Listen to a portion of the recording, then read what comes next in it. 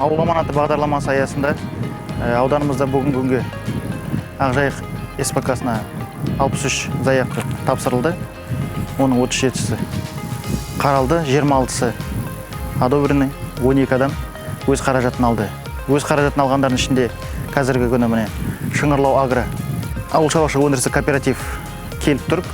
Петропавл, Солтүстік Қазақстан облысы, Петропавл қаласынан 35 бас аналық асыл тұқымды сүтті бағыттағы сементал малымен 2 бас бұқасын және бір ауыл тұрғыны Ақтөбе облысының Мартөк ауданынан 10 бас сементал асыл тұқымды сүтті бағыттағы аналық малын алып келді. Алдағы жұмада басқа да несие алушылар өз малдарына келісім жобаларын жасап келді. Алдағы уақытта малдарды алып келу жоспарлап отыр.